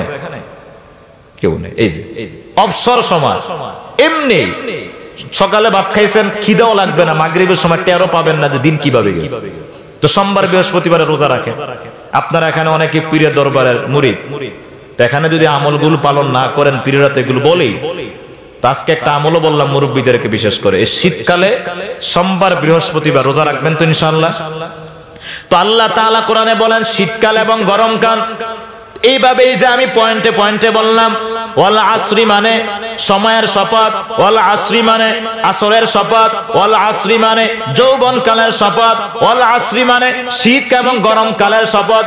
টোটালি সেকেন্ড মিনিট থেকে যা গঠন হয় সবগুলোর শপথ করে আল্লাহ তাআলা বলেন ইন্নাল ইনসানা লাফি খুস, সব মানুষ ক্ষতিগ্রস্ত। এবার একটু চিন্তা করেন যে আল্লাহ তাআলা অস্তিত্বহীন থেকে অস্তিত্বে মানুষ বানাইছে। সূরা বালাদে আল্লাহ তাআলা দয়া হিসাবে মানুষকে বলেন আলাম নাজআল্লাহু আইনাইন, আমি আল্লাহ কি তোমাকে চক্ষু দেই নাই, ওয়া লিসানান, আমি আল্লাহ কি তোমাকে জবান দেই নাই, জিহ্বা দেই নাই। জিহ্বার এত একটা পাওয়ার দেখেন, বুঝাবার জন্য বলি, এই জিহ্বা থেকে বেখেয়ালে সরকারের একটা কথা বের হওয়ার কারণে গোটা জীবন লয়া টান দিস। যেমন আমি কি শুধুমাত্র রাজাকারের ছেলেরাই কোটা পাবে, অন্যরা কেউ পাবে না, এই কথাটা কি শেষ। মানে একটা জিহ্বার কথাটাই 16 বছরের সাধারণ সংসার কি শেষ, শুধু একটা জিহ্বা। আমরা অনেক সময় মনে করি জিহ্বার কিছু না, মোবাইলে কথা বলতেই থাকি, যেটাকে কুমিল্লার ভাষা বলে বড়বড়ায়, মানে বড়বড়ায় কথা বলতেই থাকে। জবানের যে একটা হিফাজত, মা ইয়ালফিজু মিন কওলিন ইল্লা লাদাইহি রাকিবুন আতীদ, আমার কথাগুলো যে আল্লাহর ফেরেশতারা রেকর্ড করতেছে। আমাদের কোন চায়ের দোকানে বসছেন, আলেমের ব্যাপারে মন্তব্য করতেছেন, অমুক পীরের ব্যাপারে মন্তব্য করতেছেন, অমুক ইমামের পিছনে মন্তব্য করতেছেন। আল্লাহ বলে ওয়ালিসানান, আমি কি আল্লাহ জিহ্বা দেই নাই? তো আল্লাহ তাআলা এই কারণে বলেন ইন্নাল ইনসানা লাফি খুস, জিহ্বার আমানত, চোখের আমানত, হাতের আমানত, বিবেকের আমানত, এগুলো যদি ধর্মীয় কাজে ব্যবহার না করো, লাফি খুস, ক্ষতির ভিতরে আছো। তবে সবাই ক্ষতিগ্রস্ত না, যারা 4 কর্মসূচি পালন করবে তারা হলো জান্নাতি। এর ভিতরে 1 নাম্বার কর্মসূচির নাম হলো ইল্লাল্লাযিনা আমানু, যারা 1 নম্বরে ঈমান আনবে। কার উপর? এখন আপনারা বলতে পারেন হুজুর তাহলে আমরা 1 নম্বরে ক্ষতি থেকে বাইচা গেলাম, কারণ আমরা কি ঈমানদার, ঠিক না? আমি বলবো না, বাংলাদেশে 90% মুসলমান দাবি করে ঠিক, কিন্তু এই যুগে যদি আবু বকর জীবিত থাকতো তাহলে 100-র ভিতরে 10 জন খাঁটি মুসলিম পাওয়া যাইতো না, বাকি সব মুনাফিক হইতো। কথা বুঝাইতে পারি না? আমরা সবাই জন্মসূত্রে কি ঈমানদার মুসলিম, কিন্তু সাহাবীদের মানদণ্ডে যদি আমাদের ঈমানটাকে মাপা হয় তাহলে খাঁটি ঈমানদার পাওয়া যাবে না। এই কারণে ঈমানের এই পয়েন্টটা অত্যন্ত গুরুত্বপূর্ণ। ঈমান কাকে বলে? সহজে বলি আপনাদেরকে, 6টা জিনিসের উপর বিশ্বাস করার নাম হলো ঈমান। কয় জিনিস? যেটা আপনারা মুক্তবে গিয়া ছোটকালে পড়েছেন, ঈমানে মুফাসসাল, আমানতু বিল্লাহি ওয়া মালাইকাতিহি ওয়া কুতুবিহি ওয়া রুসুলিহি ওয়াল ইয়াউমিল আখিরি ওয়াল কদরি খাইরিহি ওয়া শাররিহি মিনাল্লাহি তাআলা ওয়াল বাসি বাদাল মাউত। এর ভিতরে 1 নাম্বার হলো আমানতু বিল্লাহ, আল্লাহর উপর ঈমান। এই আল্লাহর উপর ঈমানটাকে ভিন্ন ভাষায় বলা হয় তাওহীদ। অনেক মুরব্বীরা যখন বলি আজকে আলোচনা হবে তাওহীদ নিয়ে, মুরব্বীরা বোঝে না তাওহীদ আবার কি জিনিস। যদি বলি ঈমান নিয়ে আলোচনা হবে, এটা বুঝে। ঈমান এবং তাওহীদের ভিতরে কোনো ব্যবধান নেই। দেখেন, সবকিছু বিশ্বাস করার নাম হলো ঈমান, আর আল্লাহকে শুধু আল্লাহ বলে বিশ্বাস করার নাম হলো তাওহীদ। বলেন, সবকিছু বিশ্বাস করার নাম কি? ঈমান। আর আল্লাহকে এক আল্লাহ বলে বিশ্বাস করার নাম কি? তাওহীদ। এই তাওহীদের দাওয়াত এই সমস্ত নবীরা দিয়েছেন। যেমন আদম নবী থেকে নিয়ে আমাদের নবী পর্যন্ত সব নবীদের একটাই দাওয়াত, লা ইলাহা ইল্লাল্লাহ, আল্লাহ ছাড়া কোনো ইলাহ নাই। সমস্ত আসমানি ধর্মগ্রন্থে তাওহীদের দাওয়াত, সাহাবায়ে কেরাম সবার আগে তাওহীদের দাওয়াত দিয়েছে। এভাবে আমরাও তাওহীদের দাওয়াত দেওয়া উচিত। মুসলিমদেরকে মুসলিমরা দাওয়াত দিতে পারে, তাওহীদের দাওয়াত দেওয়া হয় না। অথচ খাগড়াছড়ি, কুড়িগ্রাম, রাঙামাটি ওই সমস্ত অঞ্চলে অনেক অমুসলিমদের যারা আছে, যাদের কাছে তাওহীদের দাওয়াত যায় না, তাদের কাছে দাওয়াত দেওয়াটাই হলো উত্তম শ্রেষ্ঠ দাওয়াত। সমস্ত নবীরা সবার আগে তাওহীদের দাওয়াত দিয়েছেন। নবীজির কাছে তাওহীদরা এতটাই গুরুত্বপূর্ণ ছিল, একটা হাদিস বললে বুঝতে পারবেন। নবীজি ফজরের 2 রাকাত সুন্নতে প্রথম রাকাতে প্রায় পড়তেন কুল ইয়া আইয়ুহাল কাফিরুন, দ্বিতীয় রাকাতে পড়তেন কুল হুয়াল্লাহু আহাদ। নবীজি বিতিরের নামাজও প্রথম রাকাতে পড়তেন সাব্বিহিসমা রাব্বিকাল আলা, দ্বিতীয় রাকাতে পড়তেন কাফিরুন, তৃতীয় রাকাতে পড়তেন ইখলাস। সাহাবায়ে কারাম বলে ইয়া রাসূলুল্লাহ সাল্লাল্লাহু আলাইহি ওয়াসাল্লাম, আপনি ফজরের সুন্নতে কাফিরুন ইখলাস কেন পড়েন? তখন নবীজি জবাব দিয়া বলে, আমি সুন্নতরা এই কারণে পড়ি যাতে করে আমি আল্লাহকে বলতে চাই, আল্লাহ আমি কাফিরুন পরে শিরিক থেকে আমি ঘোষণা দিলাম, আর ইখলাস পরে আমি তাওহীদের ঘোষণা দিয়ে দিন শুরু করলাম। বিতিরের নামাজ পরে আমি এটাই বুঝাইতে চাই, আল্লাহ রাত শুরু করলাম তাওহীদের ঘোষণা দিয়ে। কারণ আমরা যদি ঘুম থেকে উঠেও যদি বলি লা ইলাহা ইল্লাল্লাহ মুহাম্মাদুর রাসূলুল্লাহ, আর যদি সন্ধ্যায় সময় যদি বলি লা ইলাহা ইল্লাল্লাহ মুহাম্মাদুর রাসূলুল্লাহ, এর ভিতরে যদি আমি শিরকি কোনো কথা বলে থাকি, শিরকে কোনো কাজ করে থাকি, মুহূর্তের ভিতরে আল্লাহ ক্ষমা করে দিবে। এই কারণে তাওহীদ এতটাই গুরুত্বপূর্ণ। মুসলিম শরীফের হাদিস, কিয়ামতের আগে হাসরের ময়দানে আল্লাহ তাআলা একজন বান্দাকে বলবেন, আলাকা হাসানা, তোমার কাছে কোন নেক আমল আছে? বান্দা ডানে বামে সামনে পিছনে তাকায়া দেখবে কোন নেক আমল নাই। আল্লাহ বলবেন, তোমার একটা নেক আমল আমার কাছে অনেক প্রিয়। তখন ওই লোকটা বলবে, আল্লাহ আমি জানি না, যদি তোমার দয়া হয় তাহলে আপনি বলেন। তখন আল্লাহ তাআলা বলবে, আমি তোমার আমলনামায় দেখছি কোনো শিরিক নাই, কোনো শিরিক নাই, যার কারণে আমার পছন্দ হয়েছে, যাও আমি তোমাকে ক্ষমা করে দিলাম। এই কারণে তাওহীদ অত্যন্ত গুরুত্বপূর্ণ একটা ইবাদত।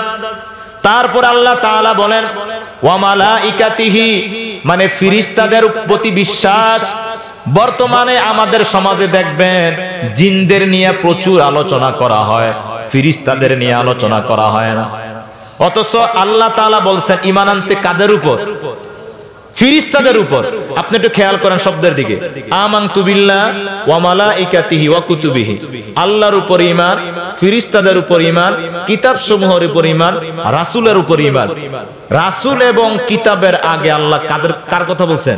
ফেরেশতার কথা। কারণ হলো ফেরেশতারা আসমান থেকে কিতাব নিয়ে আসছে রাসূলের উপর। যদি ফেরেশতারা সত্য হয়, আসমানে কিতাবগুলো কি হবে? সত্য হবে। নাউজুবিল্লাহ, ফেরেশতারা যদি মিথ্যা হয়, আসমানে কিতাবগুলো কি হবে? মিথ্যা হবে। এই কারণে আল্লাহ বললেন, আমার পরেই ফেরেশতাদের প্রতি তোমরা বিশ্বাস করো। আল্লাহ তাআলা এই কারণে অন্য আয়াতে বলেন, লাহু মুআকিবাত মিন বাইনি ইয়াদাইহি ওয়া মিন খালফি ইয়াহফাজুনাহু মিন আমরিল্লাহ। আমি আল্লাহ তাআলা প্রতিটা বান্দাকে অসংখ্য ফেরেশতা দ্বারা হেফাজত করি। সামনে একজন ফেরেশতা, পিছনে একজন ফেরেশতা, দুই ঠোঁটে আল্লাহ ফেরেশতা, দুই চোখে ফেরেশতা, কপালে ফেরেশতা, জবানে ফেরেশতা। রাত দিনে আল্লাহ তাআলা এভাবে ফেরেশতা দ্বারা আমাদেরকে হেফাজত করেন, যাতে করে কোনো মানুষ আমাদেরকে কোনো ধরনের ক্ষতি করতে না পারে। আর আল্লাহ তাআলা এই ফেরেশতাদের কুদরত সংখ্যা বুঝাইতে গিয়া অন্য সূরার ভিতরে আল্লাহ তাআলা বলেন, ওয়াল বাইতিল মামুর, বাইতুল মামুরের শপথ। বাইতুল মামুরের শপথ আল্লাহ তাআলা কেন করলেন? নবীজি যখন মেরাজের রজনীতে গেছেন, গিয়ে দেখেন আসমানে একটা ঘর, যেই ঘরের ভিতরে সারিবদ্ধভাবে ফেরেশতারা তাওয়াফ করে। জিবরাইল আমিন বলেন, প্রতিদিন 70,000 ফেরেশতা এখানে তাওয়াফ করে। কত হাজার? 70,000। মসজিদে হারামে 70,000 প্রতিদিন তাওয়াফ করে না, কিন্তু এই বাইতুল মামুরে 70,000 ফেরেশতারা তাওয়াফ করে। যারা একবার সিরিয়াল পায়, কিয়ামতের আগে তারা আর অন্য ফেরেশতাদের কারণে আর সিরিয়াল পাবে না। এবার হিসাব করেন সংখ্যা কত। আর এই একজন ফেরেশতার শুধু কুদরত নিয়ে কথা বলি, জিবরাইল আমিনের আমরা জানি তার 600 ডানা। কত ডানা? 600 ডানা। কোন জাতিকে ধ্বংস করার জন্য তিনি কখনো 600 ডানা ব্যবহার করেন না। এই যে কওমে লুতকে ধ্বংস করে দিছে, 600 ডানার মাত্র একটা ডানার অর্ধেক ডানাকে মাটির নিচে ঢুকাইয়া তারপরে আসমানে উঠাইয়া আবার উল্টাইয়া জমিনের নিচে দিয়ে দিছে। 600 ডানার না, এক ডানার একটা অংশ দ্বারা। গোটা জমিনটাকে উল্টায়া উপরে নিচে, তারপর আবার এভাবে ফালাইয়া দিছে। এবার চিন্তা করেন, আমাদের এখানে সবচেয়ে শক্তিশালী যে মানুষ, সে কি বিন্দু মাত্র মাটি নখ দ্বারা উঠাইতে পারবে? আমাদের বিভিন্ন বেকু বা ইত্যাদি আমরা ব্যবহার করে থাকি। লাখ লাখ কোটি কোটি ভেকুর যেই না শক্তি একজন ফেরেশতা জিবরাইল আমিনের একটা ডানার ভিতরে, তার থেকে ডাবল আল্লাহ শক্তি দান করেছেন। এই কারণে আল্লাহ তাআলা বললেন, আমানতু বিল্লাহি ওয়া মালাইকাতিহি আমানার রাসূলু বিমা উনজিলা ইলাইহি মির রাব্বিহি ওয়াল মুমিনুন কুল্লুন আমানা বিল্লাহি ওয়া মালাইকাতিহি। ফেরেশতাদের উপর ঈমান, তারপরে ওয়া কুতুবিহি কিতাব সমূহের উপর ঈমান, ওয়া রাসূলিহি, এভাবে বিস্তারিত আল্লাহ তাআলা ঈমানের কথা বললেন। প্রিয় ভাইয়েরা, আমরা যে একটু আগে যে কথাটা বললাম, আমরা সবাই ইমানদার দাবি করি, কিন্তু আমরা সবাই ওযু ভাঙ্গার কারণ জানি, রোজা ভাঙ্গার কারণ জানি, অন্যান্য সব কিছু করার কারণ জানি, কিন্তু আমাদের ঈমান যে ভেঙে যায়, এই ঈমান ভাঙ্গার কারণ আমরা অনেকেই জানি না। বলতে পারেন হুজুর, ঈমানকে আবার ভেঙে যায় কিনা? একটা হাদিস বললে বুঝতে পারবেন। নবীজি বলেন, শেষ জমানায় মানুষ সকালবেলা ঈমানদার থাকবে, বিকালবেলা বেঈমান হয়ে যাবে। সকালবেলা কি, বিকালে? কেন নবীজি বললেন? কারণগুলো বললে বুঝবেন। যেমন এক নাম্বার যেই কারণে ঈমান ভেঙে যায়, তা হলো কেউ যদি আল্লাহ তাআলার সাথে বিন্দু থেকে বিন্দু মাত্র শিরিক করে, সাথে সাথে তার ঈমান শেষ। আল্লাহ নবীজিকে বলেন, ওয়ালাকাদ উহিয়া ইলাইকা ওয়া ইলাল্লাযিনা মিন ক্বাবলিক লা ইন আশরাকতা লা ইয়াহবাতান্না আমালুক। এ পয়গম্বর, আপনার উপর আমি আল্লাহ এতটাই সন্তুষ্ট, আপনিও যদি ভুল ক্রমে শিরিক করে ফেলেন, আপনার পিছনের সব আমল বরবাদ হয়ে যাবে। আল্লাহ যদি নবীজিকে শিরিকের ব্যাপারে সতর্ক করতে পারেন, শেষ জমানার মুসলমান আমরা কি পরিমাণ শিরিকের ভিতরে জড়িত আছি বুঝাবার জন্য বলি। যেমন আমাদের সমাজে অনেক মানুষ গণকের কাছে যায়। গণকরে আগে এক সময় দেখায়, তো এখন কমে গেছে। গণকরে হাত দেখায়, রাশি চক্র ইত্যাদি এগুলো দেখে, আর ওইভাবে গণক দেখে বলে দেয়, তোমার এই বিপদ আছে, ওই বিপদ আছে, এই যে আগামীকাল কি হবে এটা গায়েব কিনা? এই গায়েবের মালিক কে? কিন্তু গণকের কথা যে আমি বিশ্বাস করলাম, ওই বিশ্বাসের কারণে কোনো ঈমান আমার থাকবে না। তারপরে অনেকে, বিশেষ করে আমি নির্বাচনের আগে দেখেছি, কেউ কাউন্সিলর সাহেব আপনার হাতের ভিতরে হঠাৎ করে আংটি দেখতে পাইতেছি, কোনো সমস্যা নাকি? বলে, হুজুর এই আংটিটা যতদিন আমার হাতে থাকবে, আমাকে ভোটে কেউ পরাজয় করাইতে পারবে না। নাউজুবিল্লাহ। সে ভরসা করেছে আংটির উপর, ভরসা হবে কার উপর? ইব্রাহিম পয়গম্বরকে যখন আগুনে ফালাইছে, জিবরাইল আমিন এসে বলে, এ খলিলুল্লাহ, আপনার কোন সাহায্য লাগলে আমাকে বলুন। এবার পয়গম্বর ইব্রাহিম বলে, জিবরাইল ভাই, হাসবুনাল্লাহ ওয়া নি'মাল ওয়াকিল, নি'মাল মাওলা ওয়া নি'মান নাসির। আমি তোমার কাছে সাহায্য চাই না, আমি আল্লাহ তাআলার কাছে সাহায্য চাই, আল্লাহ আমার জন্য যথেষ্ট। হাসবুনাল্লাহ দোয়াটা পরে তারপরে তিনি আগুনে পড়ে গেলেন। তেজদীপ্ত আগুন মুহূর্তের ভিতরেই সবাইকে গ্রাস করে ফেলতেছে।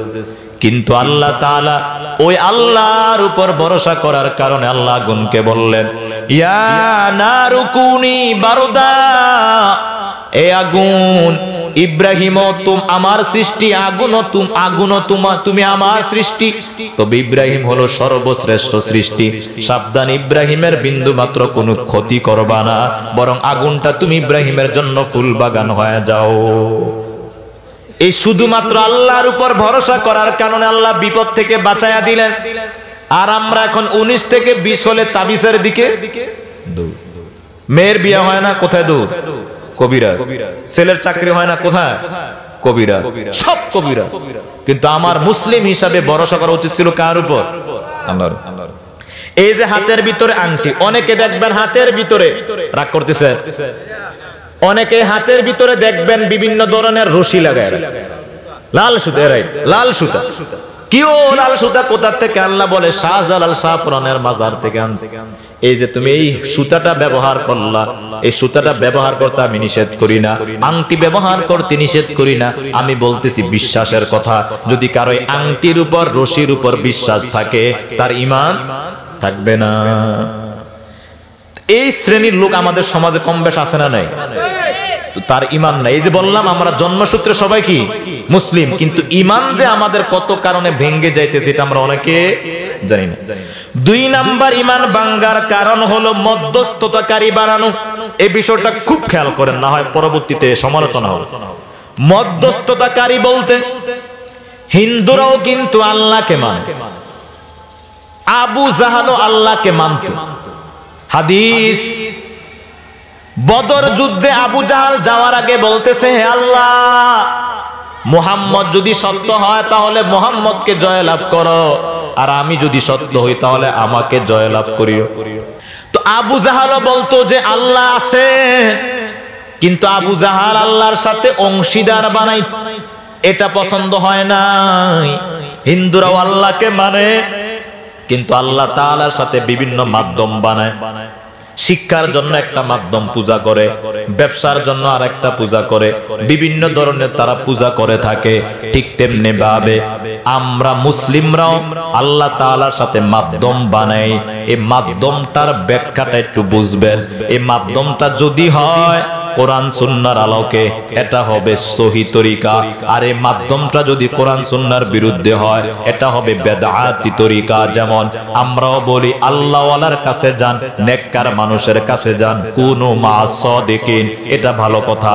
নেককার মানুষের কাছে গেলে ঈমান নবায়ন হয়। কিন্তু এই কথাটাকে না বুঝার কারণে অনেক মানুষ আত্রসী বিভিন্ন জায়গায় গিয়া ঈমানটা বিক্রি করে ফেলে। কথাটা কিন্তু বুঝছেন? আল্লাহ বলছেন নেককার মানুষের বন্ধু হও, হক্কানি পীর মাশায়েখের কাছে যাও। তো তারা এই কথাটা দলিল দিয়ে আট্রসিরা এরা বলে আল্লাহ তো বলছে পীরদের কাছে যাইতে, অতএব আট্রসিও পীর, উজানিও পীর, সরমনেও কি মানে বিরানিও বিরানি, ফায়খানাও একটা লোক একটা লাগাই দিছে। তো তারা এই কারণে বলে যে পীর না ধরলে আল্লাহকে কি পাওয়া যায় না। এই কথাটা এইভাবে না, বরং নেককার মানুষের সাথে না গেলে ঈমান নবায়ন হয় না, কিছু শিখা যায় না। এই কারণে নেককারদের সাথে থাকতে হয়। আর তারা এটাকে বলে নিছে কি যে আমার পীরে আমাকে সবকিছু করে দিবে। তারা গানও বানাইছে যে আল্লাহর দন খাজাকে দিয়ে আল্লাহ গেলেন গায়েব হইয়া, আল্লাহর দন রাসূলকে দিয়ে আল্লাহ গেলেন গায়েব হইয়া, রাসূলের দন খাজা পাইয়া শুয়ে আছেন আজমিরে, কেউ ফিরে না খালি হাতে, খাজা তোমার দরবার। পুরোটাই কি শিরক। এই কারণে বলছি আট্রসির মধ্যস্থতাকারী, ভণ্ড পীরদের মধ্যস্থতাকারী আর হিন্দুদের মধ্যস্থতাকারীর ভিতরে কোনো ব্যবধান নাই। আমি আপনাকে আবারও বলি, হক্কানি আলেমদের কাছে যাবেন ইসলাম পাওয়ার জন্য, আল্লাহকে পাওয়ার জন্য, কিন্তু হেদায়েতের মালিক হক্কানি আলেমরা নয়, কোন পীর মাশায়েখ নয়। কে? কারণ অনেক সময় অনেক পীরেরাও পথভ্রষ্ট হয় না। খুব সেনসিটিভ একটা কথা। এই কারণে আল্লাহ তাআলা নামাজের ভিতরে ওয়াজিব করে দিয়েছে ইহদিনাস সিরাতাল, যে মৃত্যুর আগ পর্যন্ত হেদায়েত চাও। তুমি যে হেদায়েতের উপর আসো, আমার ওয়াজ আপনারা শুনতেছেন, এমন আল্লাহ না করুক আমি পথভ্রষ্ট হয়ে যেতে পারি কয়েকদিনের ব্যবধানে, আল্লাহ না করুক। এই কারণে কোন ব্যক্তির উপর দিন নির্ভরশীল নয়, দিনের গতিতে দিন চলবে, হেদায়েতের মালিক। ঈমান ভাঙ্গার 3 নাম্বার কারণ হলো মুশরিকরে মুশরিক মনে না করা, কাফেরকে কাফের মনে না করা। যেমন আমরা সবাই বলতেছি কাদিয়ানি কাফের, একজন রাজনীতি ব্যক্তি মাইকটা দাঁড়ায়া বলতেছে কাদিয়ানিও বাংলাদেশের নাগরিক, তারাও নামাজ পড়ে, তারাও নবীরে মানে, তাদেরকে কাফের বলা ঠিক না। এই যে দাঁড়ায়া কথাটা বললো সেও কি কাফের? নাই কাদিয়ানির পক্ষে মানুষ নাই? আছে। মুশরিকরে মুশরিক মনে করা, কাফেরকে কাফের মনে না করা, এটাও কুফরি। তারপর ঈমান ভাঙ্গার 4 নাম্বার কারণ হলো নবীজির তুলনায় অন্য কারো ফায়সালাটাকে চূড়ান্ত মনে করা। যেমন নবীজির কাছে 2 জন ব্যক্তি বিচার নিয়ে আসলেন, নবীজি সব কিছু শোনার পরে একজন যেই ন্যায্য যে বিচার পাবে তাকে দিয়ে দিস। এবার ওই মুনাফিক ব্যক্তিটা আবু বকরের কাছে গিয়া বলতেছে বিচারটা আমার পছন্দ হয় না। আবু বকর সিদ্দিক বলতেছেন যেই জায়গায় নবীজি বিচার করছে এই জায়গায় আমি পুনরায় বিচার করতে পারি না। ওমরের কাছে গিয়া বলে নবীজির বিচারটা কেমন কেমন লাগে, আপনি একটু পুনরায় বিচার করে দেন। ওমর এবার সাথে সাথে তরবারি নিয়ে মেজাজ গরম করে তার কল্লা ফেলে দিছে। এবার ইহুদিরা, মুশরিকরা, মুনাফিকরা একত্রিত হয়ে মক্কার ভিতরে বলতেছে ওমর একজন নিরীহ মানুষকে হত্যা করেছে, আর আমরা শরীয়তের মাসআলা জানি বিনা অপরাধে কাউকে হত্যা করলে তাকেও হত্যা করতে হয়। এবার সবাই খুশি, ওমরকে হত্যা করা হবে। নবীজিও চিন্তিত, ওমর তুমি কেন তাকে মারতে গেলা? বলে যেই জায়গায় আপনার বিচার মানতে চায় না সে তো মুসলিম থাকতে পারে না। এভাবে প্রায় কিছুদিন চলে গেল। এবার নবীজির মন খারাপ, ওমর যদি দোষী হয়ে যায় আল্লাহ আয়াত নাযিল করে দিলেন ফালা ওয়া রাব্বিক, এ মুহাম্মদ আমি আপনার রবের শপথ করে বলতেছি ওমর কোন মুমিনকে হত্যা করে না, ওমর কাফেরকে হত্যা করেছে। কারণ যে আপনার বিচার ফয়সালাটাকে চূড়ান্ত মানে না সে কখনো বেঈমানদার থাকতে পারে না। নবীজির তুলনায় অন্য কারো ফয়সালাকে উত্তম মনে করবেন না। বলতে পারেন হুজুর আমরা মনে করি না, আমি করেন করেন অবশ্যই করেন। কিভাবে? যদি বলি আমরা এখন খেলাফা চাই, শরিয়া চাই, এবার আপনার নামাজি ব্যক্তিরাও বলবে শরিয়াত দরকার নাই, গণতন্ত্র ভালো। শরিয়াত গেলে হাত কাটতে হইব, পাথর মারবো, চুরি করা যাবে না, এটা করা যাবে না, শরিয়ত যাবে না।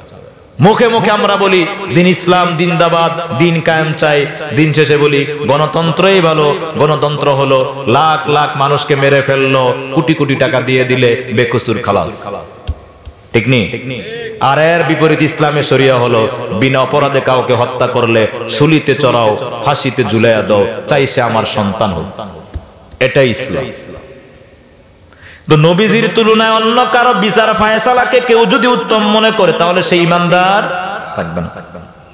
ঈমান ভাঙ্গার 5 নাম্বার কারণ হলো আল্লাহ এবং তার রাসূলের কোন বিধানকে অপছন্দ করা।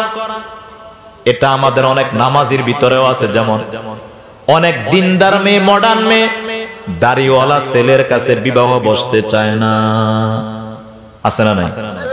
আবার অনেক দিনদার ছেলে, অনেক মডার্ন ছেলে বোরকাওয়ালা মেয়ে বা একটু শরিয়া অনুযায়ী চলতে চায়, তাদেরকেও পছন্দ করে না। ঠিক তেমনি ভাবে বর্তমানে যে বিষয়টা নিয়ে মিডিয়া এবং গণতান্ত্রিক রাজনীতিবিদ যারা আছেন, আওয়ামী লীগ, বিএনপি, সবাই যে বিষয়টা পছন্দ করে না তা হলো জিহাদ। জিহাদের আলোচনা করলে স্টেজ থেকে বক্তাকে নামিয়ে দেওয়া হয়, কণ্ঠ চেপে ধরা হয়, লাঞ্ছিত করা হয়। অথচ জিহাদের কথা আল্লাহ কোরআনে 500 আয়াতে বলছেন ওয়াজাহিদু ওয়াজাহিদু ওয়াজাহিদু ওয়াজাহিদু, জিহাদ করো জিহাদ করো। তবে মাঠ গরম করার জন্য না, পলিসি নিয়ে দীর্ঘ সময় নিয়ে প্ল্যান নিয়ে আগাইতে হয়। এবার যদি আমি আপনাদেরকে বলি যে ভাই আমরা এবার চলেন ইসলামের গতিতে চলি, তখন আপনি আমাকে নিশ্চিতে কথাটা বলবেন এখন সময় না, 5টা বছর পরে। তো 71-এর পর থেকে 5 বছর করতে করতে 53 বছর কি শেষ। যদি আমরা 71-এর পর থেকে খতিব উবাইদুল হক তাদের নেতৃত্বে যদি আস্তে আস্তে একটা সংগঠন তৈরি করতাম, তাহলে এই সংগঠনের দাওয়াত এই 53 বছরে অনেক বড় হয়ে যেত। তো যার কারণে ওলামায়ে কেরাম সব সময় পিছে আছে। এই কারণে এখন করা দরকার নাই, আর 5 বছর কি পরে, আরো 5 বছর পরে এগুলো করতে করতে সময় পার হয়ে যায়। ঈমান ভাঙ্গার আরেকটা কারণ হলো, ঈমান ভাঙ্গার আরেকটা কারণ হলো শরীয়তের কোন বিধিবিধানকে নিয়ে ঠাট্টা বিদ্রুপ করা। অনেক সময় অনেকের মুখে এখানে নিমদারি ওঠে, ওঠে না? এটাকে নাম দিছে না, বলে কিনা ঈমান থাকবে না। দাড়ি টুপি নিয়ে কেউ যদি ঠাট্টা বিদ্রুপ করে, আমরা খামখেয়ালি যে কত কথা বলি, এই নিমদারিরে কেউ যদি ছাগল্লা দাড়ি বলে, নাউজুবিল্লাহ, রাসূলের দাড়িকে ছাগল্লা দাড়ি ইত্যাদি, ঈমান থাকবে না। আমার বলতেই তস্তবোধ হচ্ছে। ঈমান ভাঙ্গার 7 নাম্বার কারণ হলো জাদু করা, কুফরি করা, যেটা আমাদের কুমিল্লায় বেশি গো, অনেক বেশি, অনেক বেশি। গাছের ভিতরে কুফরি, ব্যাঙের ভিতরে কুফরি, কবরস্থানে কুফরি, লাশের ভিতরে কুফরি, কঙ্কাল নিয়ে কুফরি, আসেনি? নবী করিম সাল্লাল্লাহু আলাইহি ওয়াসাল্লাম কেও কুফরি করছে, যার কারণে আল্লাহ তাআলা সূরা ফালাক এবং নাস নাজিল করে দিবেন। যারা কুফরি কবিরাজ, যারা কুফরি করে এবং করায়, সে যত বড় পাক্কা ইমাম হোক না কেন, আমার যদি ক্ষমতা থাকতো আর যদি আমি জানতাম কোন ইমাম কুফরি করে, তার গলা চেপে আমি তাকে হত্যা করে ফেলতাম। শরীয়তে এটা অনুমতি আছে। কোন কুফরি ইমামের পিছনে নামাজ হবে না, কারণ তার কি নাই? ঈমান। এটা মনে রাখবেন সবসময়, কোন কুফরি ইমাম কখনো মসজিদে ইমাম বানাবেন না। তারপরে ঈমান ভাঙ্গার ৮ নাম্বার যে কারণ, তা হলো কোন মুসলিমকে, কোন মুসলিম রাষ্ট্রকে ধ্বংস করার জন্য অমুসলিমদেরকে বন্ধু বানানো। যেমন বাংলাদেশের উপর এখন হামলা করে যদি পাকিস্তান বাংলাদেশের সমর্থন না নিয়ে যদি ভারতের সমর্থন নেয়, ওই পাকিস্তান যত সেনাবাহিনী ভারতের পক্ষে যাবে, তাদের ঈমান থাকবে না। আবার ঠিক তেমনি ভাবে ভারত যদি পাকিস্তানের উপর হামলা করে, আমরা যদি মুসলিম পাকিস্তানের উপর সমর্থন না জানায়া ভারতের সমর্থন নেই, তাহলে আমাদেরও ঈমান থাকবে না।